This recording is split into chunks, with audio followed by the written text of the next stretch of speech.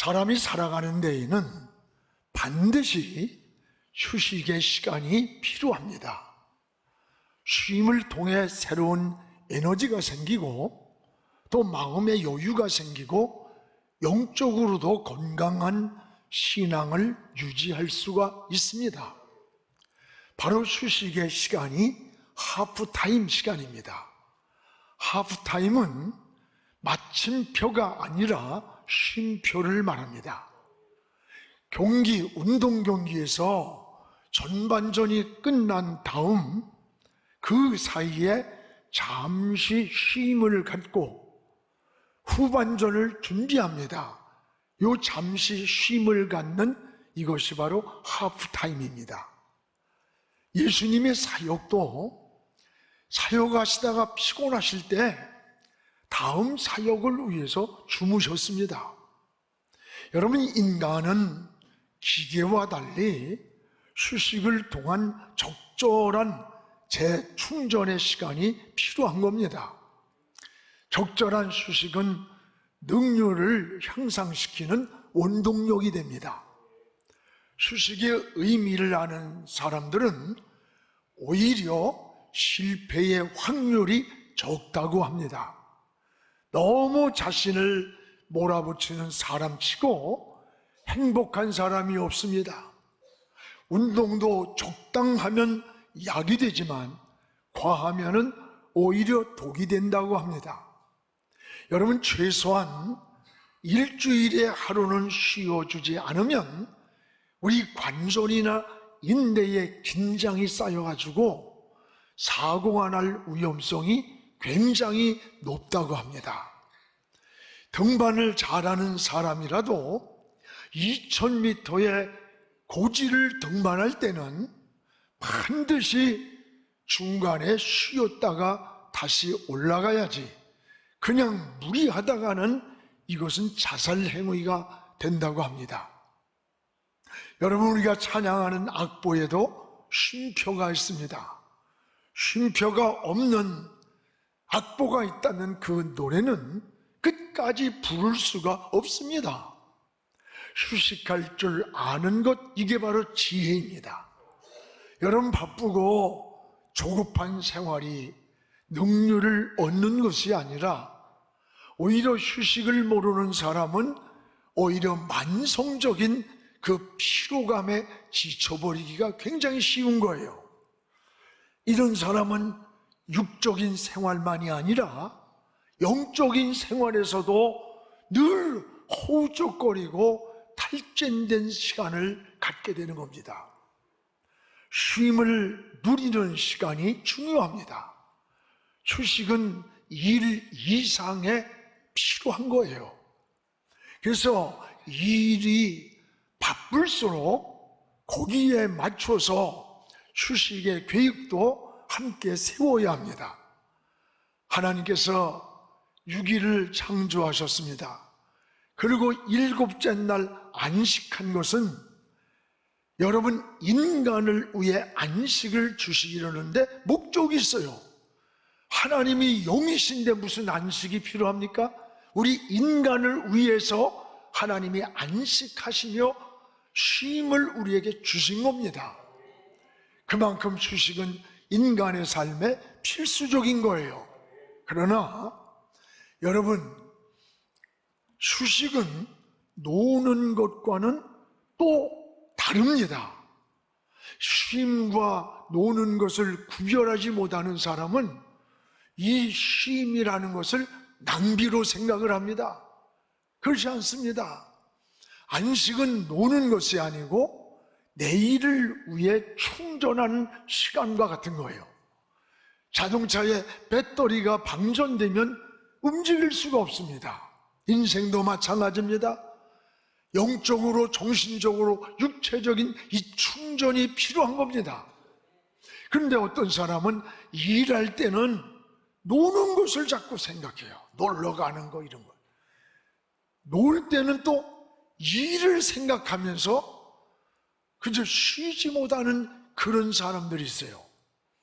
여러분, 쉴 때는 모든 걸 내려놓고 막 즐겁게 쉬어야 합니다. 근데 우리는 휴식의 문화보다는 이 노는 문화가 더 발달되어 있습니다. 요즘 휴가철이 되었습니다. 휴가를 갔다 오면 이 에너지가 충전이 돼야 하는데 오히려 더 탈진되어 있고 지쳐있는 모습을 보게 돼요. 강단에서 이렇게 서보면 아, 저분 휴가 갔다 왔구나. 눈이 개심치레 하고 뭔가 좀 나사 풀린 것처럼 멍해. 뭔가 생기가 있고 살아있고 파닥파닥 튀는 듯한 그 생명력이 오히려 없어요. 해외여행을 하고 나면요, 새벽 4시에 일어나가지고 하루에 막 10시간, 12시간씩 차를 타요. 많은 코스를 가야 좋은 여행이라고 생각하기 때문에 그래요. 그래서 돌아와서는 마저 지쳐버려요. 이것은 휴식을 위한 여행이 아니라 노동이 되는 거예요. 노동. 여러분, 이게 휴식을 할 줄 아는 이게 바로 지혜라고 하는 거예요. 그래서 사람이 사는 데는 3가지의 쉼이 필요합니다.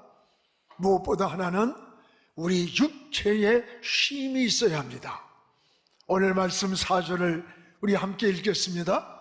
자기 자신은 광야로 들어가 하룻길쯤 가서 한 로댕나무 아래에 앉아서 자기가 죽기를 원하여 이르되 여호와여 넉넉하오니 지금 내 생명을 거두시옵소서. 내 조상들보다 낫지 못하나이다. 이게 누가 고백하는 겁니까? 엘리야가 지금 고백하는 내용이에요. 여러분, 휴식은 내일을 위해서 충전이 되는 거예요. 충전. 오늘 엘리야의 모습을 보세요. 그는 하늘에서 불을 끌어내리는 능력의 사람이었습니다. 3년 6개월 비를 오게도 하고 멈추게도 하는 기적의 사람이었습니다. 이렇게 하나님이 함께했던 엘리야도 아합 왕이 죽이려고 하니 도망을 하다가 너무 지쳐버린 거예요.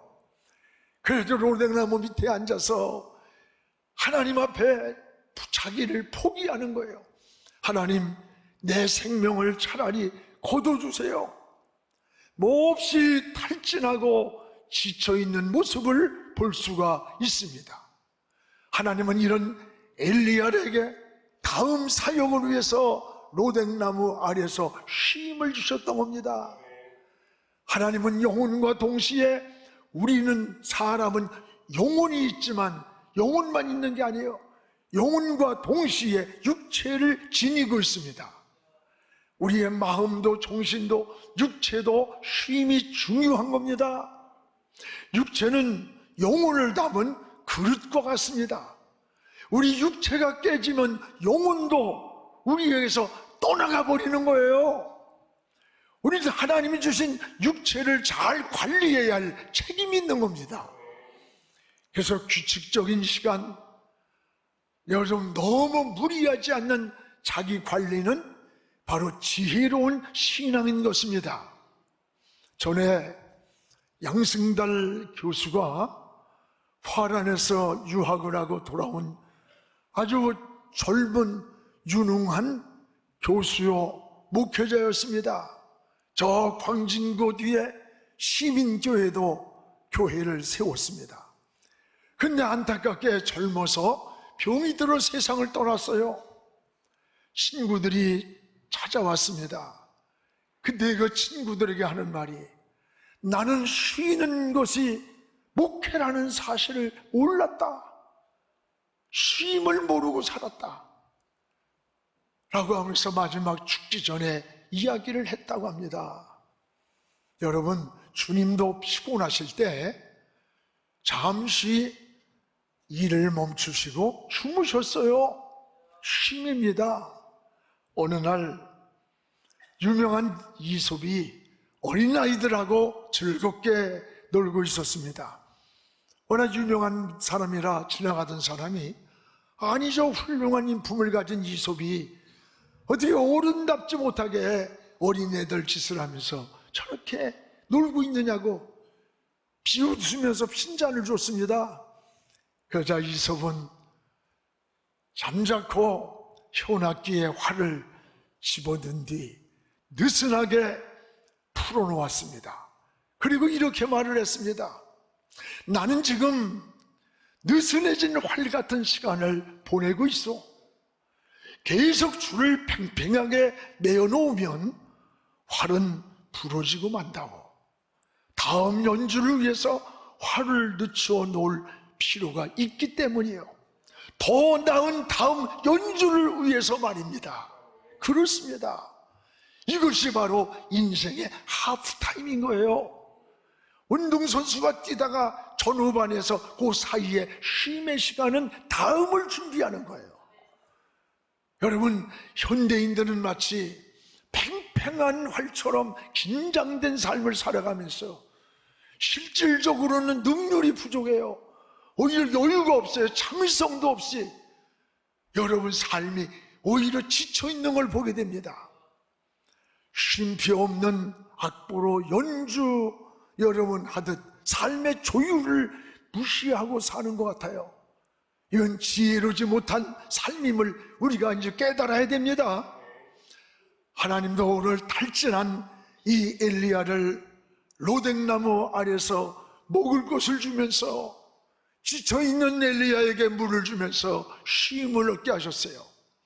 더 나은 다음의 사역을 위해서입니다. 프랑스 무슬론 혁명 당시 일입니다. 주일 예배를 기독교를 박해하면서 기독교인들이 못 드리게 하려고 일주일을 열흘로 바꾼 적이 있습니다. 법으로 정했어요. 그런데 이상한 것은 모든 산업의 생산량이 무려 40%가 감소가 되는 거예요. 열흘을 일을 해도. 그래서 그 후에 다시 일주일을 7일로 되돌려 놓았다고 합니다. 여러분, 하나님은 인간의 행복한 삶을 위해서 안식일을 정하신 겁니다. 창조의 원리도 6일을 일하면 하루를 쉬게 돼 있어요. 이 토지까지도 6년 동안 농사를 지으면 1년간 땅을 묵혀서 쉬게 합니다. 그러면 그 땅이 오히려 기름진 땅이 되고 비옥한 땅이 되어서 더 좋은 소득을 낸다는 거예요. 오늘 우리 육체도 마찬가지예요. 쉼이 없으면 고장나는 기계와 같이 됩니다. 여러분, 열심과 일 중독은 전혀 다릅니다. 착각하지 마십시오. 여러분, 중독은 무서운 거예요. 알코올이나 마약만이 중독이 아닙니다. 더 무서운 중독은 일 중독이에요.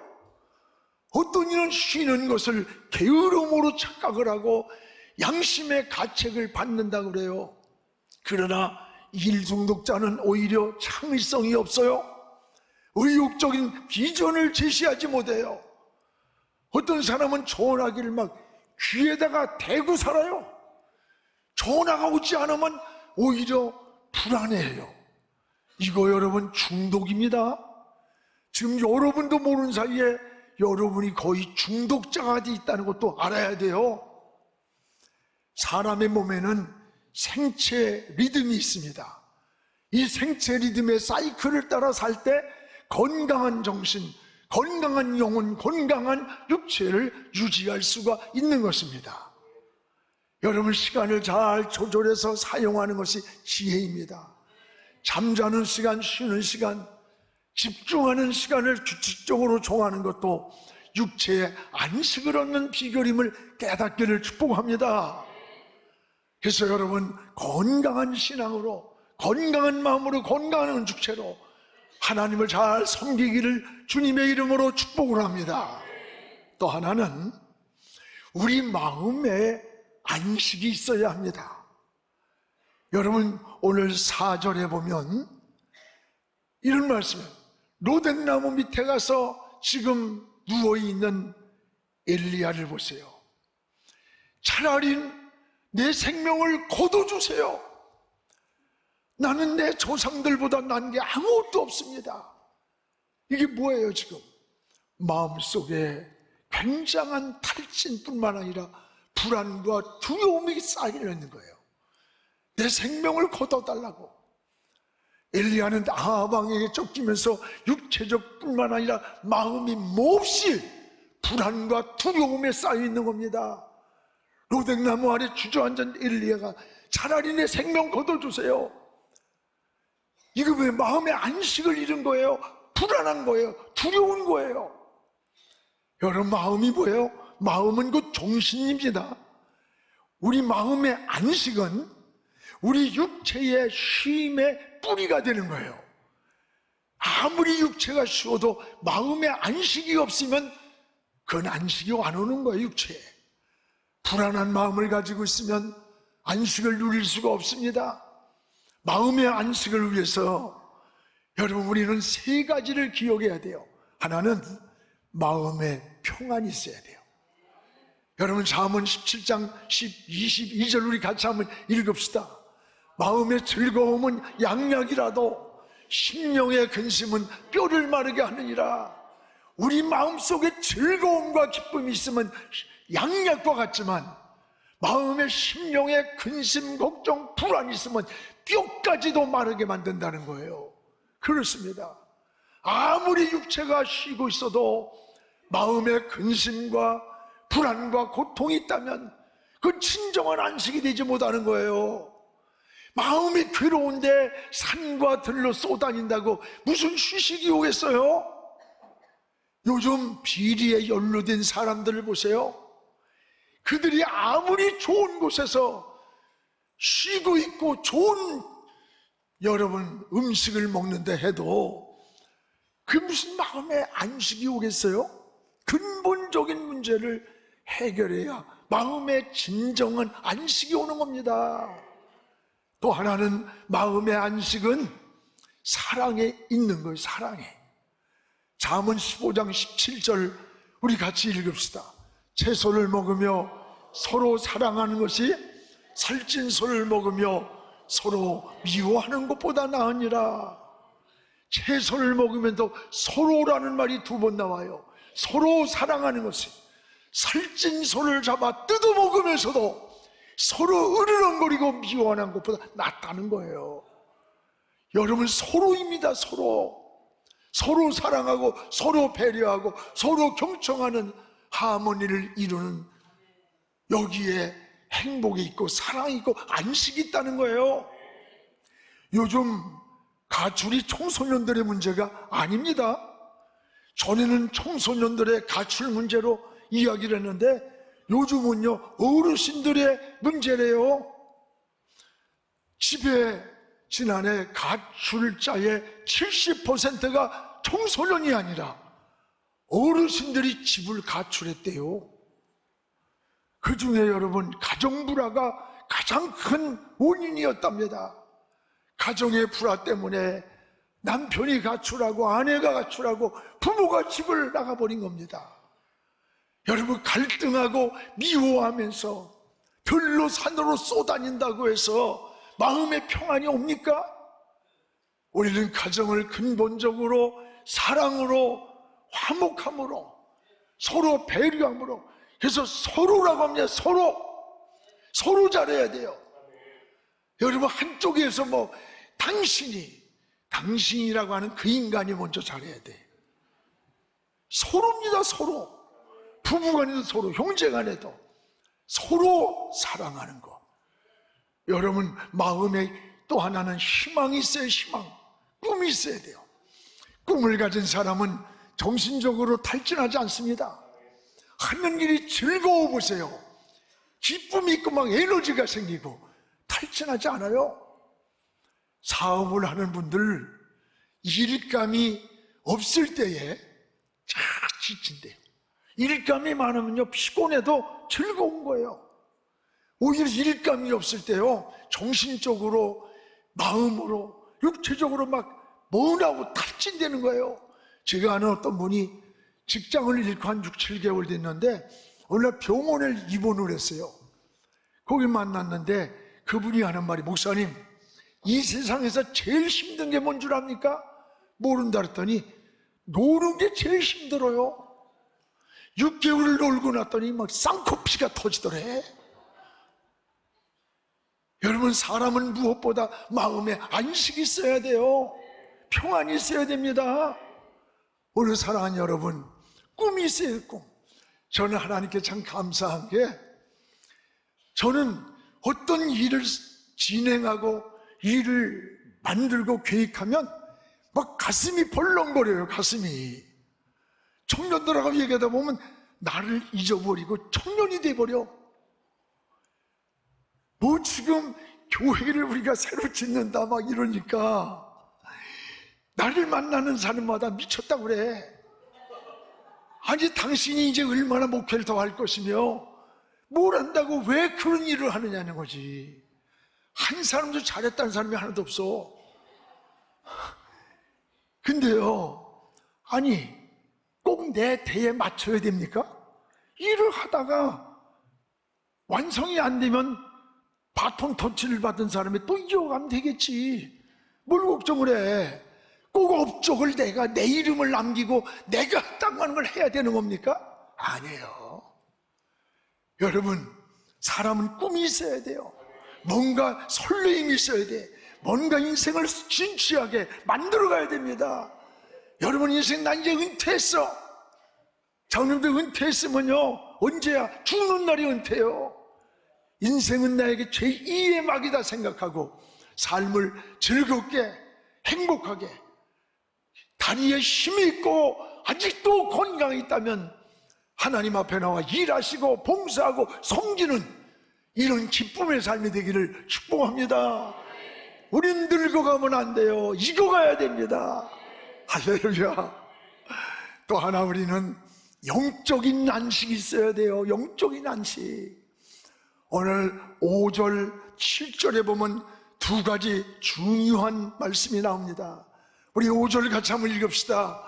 로뎀나무 아래에서 누워 자더니 천사가 그를 어루만지며 그에게 이르되 일어나서 먹으라 하는지라. 7절입니다. 여호와의 천사가 또 다시 와서 어루만지며 이르되 일어나 먹으라. 내가 갈 길을 다 가지 못할까 하노라 하는지라. 여기에 어루만지며 라는 말씀이 두 번이 나와요. 오늘 어루만진다고 하는 원문은 이렇게 닿다, 대다, 툭 치다라는 뜻입니다. 즉 영적으로 하나님이 우리를 터치하는 거예요.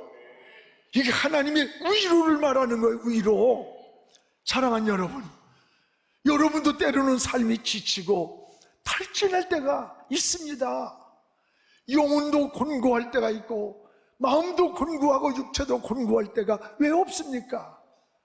여러분 이럴 때 하나님의 손이 여러분을 어루만져 주시기를 기도하시기를 바랍니다. 병든 몸을 하나님이 어루만져 주실 때에 치유를 경험하게 되는 거예요. 우리가 외롭고 힘들고 지칠 때, 때로는 실패하고 낙심될 때도 하나님의 손이 어루만져 주시면 위로가 됩니다. 힘이 생깁니다. 회복의 은혜를 경험하게 되는 겁니다. 지치고 낙심될 때 하나님의 손이 여러분을 어루만져 주시기를 축복합니다. 저는 이 어루만져 주신다는 이 말씀을 준비하면서 왠지 그렇게 내 마음속에 가슴에 와닿아요. 그래서 두 손을 붙잡고 하나님 앞에 기도를 했어요. 설교 준비하다가 하나님, 어루만져 주시는 하나님, 때로는 우리의 삶이 엘리야처럼 주의 일을 하다가 믿음으로 살다가도 지칠 때가 있고 번아웃 뛰어서 탈진할 때가 있습니다. 이럴 때 내게 천사를 보내 어루만져줬던 주님, 나에게도 어루만져 주세요. 영혼을 어루만져 주시고 육체를 어루만져 주시고 우리의 마음을 어루만져 주세요. 평안이 오는 거예요. 그냥 눈물이 쭉 나면서 그렇게 감사하더라고요. 사랑하는 성도 여러분, 아무리 믿음이 좋고 은혜 안에 사는 사람도 영적으로, 정신적으로, 육체적으로 여러분 탈진할 때가 있습니다. 엘리야도 그랬습니다. 그러나 염려하지 마십시오. 어루만져 주시는 하나님의 손길이 있습니다. 할렐루야. 엘리야를 어루만지며 떡과 물을 먹여주셨던 하나님, 그 위로의 하나님, 오늘 8절에 주저앉은 엘리야를 어루만지면서 다시 일어나도록 힘을 주신 하나님, 이 시간 넘어진 자리에서, 여러분 탈진한 자리에서, 병든 자리에서, 실패한 자리에서 하나님의 손이 여러분을 어루만져 주시고 위로해 주시기를 축복합니다. 이것이 하나님의 놀라운 은혜입니다. 이 하나님의 어루만지심의 위로가 우리 힘든 세상, 어려운 세상이지만 능히 승리하고 나가는 여러분 다시 엘리야처럼 일어나 달릴 수 있는 회복의 은혜가 있기를 주의 이름으로 축복합니다. 지금은 선교 헌금 시간입니다. 이 예배를 통해 삶 가운데 은혜와 회복이 충만하시길 간절히 기도합니다.